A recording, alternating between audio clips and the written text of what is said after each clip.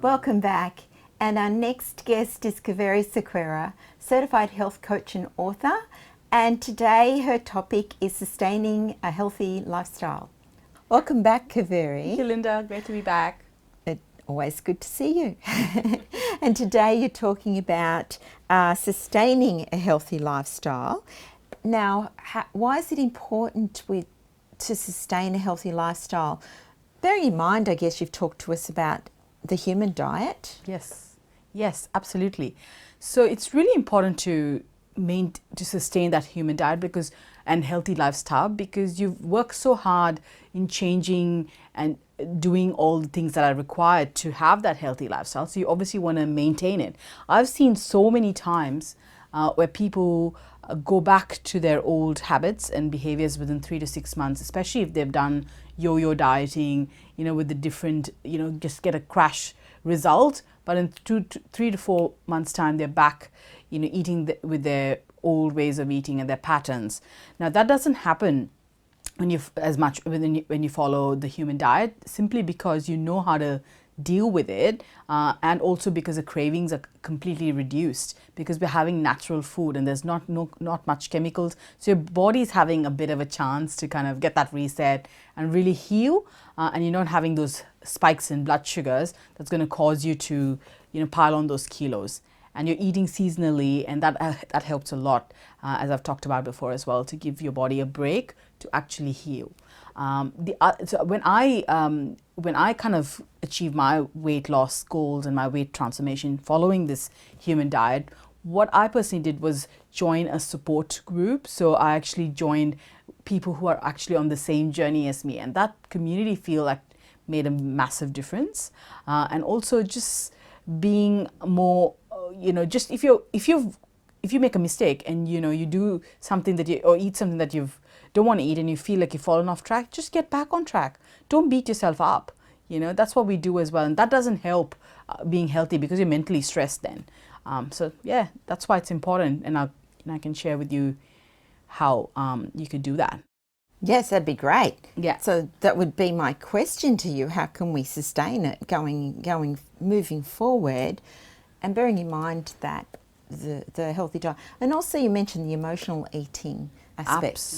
Absolutely. So how do you do that? As I've already mentioned, join a community of like-minded people, because when you're in community, you have that accountability, and having that accountability really helps. And don't beat yourself up. Like if you've gone off track, recognize it and get back on track. And the emotional hunger is really a big one for us to, like a life event happens and then you like, okay, let me just trigger that behavior. That kind of triggers the behavior to go eat something that you would have had the last time you had that life event.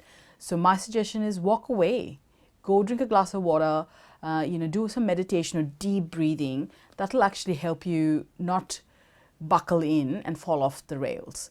The other thing is, you decide the person you're going to be. You literally change your mindset around food, and you literally change who you are or identify with. For example, if someone asks me, do I smoke today? I say I'm not a smoker. That's my identity around smoking. So like for that, you can have that same identity around food. You can say, I don't eat refined sugars. Or you could say, I don't eat dairy in my diet. When you are that person, when you identify with that, then it's very easy to say no to the bad habits coming back in. So when it comes to healthy lifestyle, then why people are so happy that they've have it, and then why do they not follow it all the time?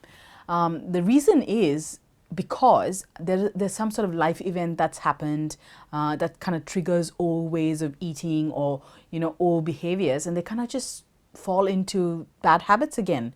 The other reason is they probably don't have the support network that's kind of required to keep them accountable to maintain that healthy lifestyle. The biggest reason though is that they haven't identified themselves as a person who's like healthy and eats certain types of food, and the identity is not associated 100%, or it's not reinforced 100%, and that's probably why they go back into old ways of eating. So my suggestion for that, I'll cover off in the tips, is how they can actually do that better. Oh, wonderful. And so from that, then what would your best advice, your top tips for our viewers as a takeaway from today? Absolutely. So my best tips, if you've already achieved like sustainable weight loss and you're happy with it, and if you're following a very healthy lifestyle already and you're worried that you're going to put on weight, is to make a list. This is a food list of what I do eat, what I don't eat, and I will eat sometimes.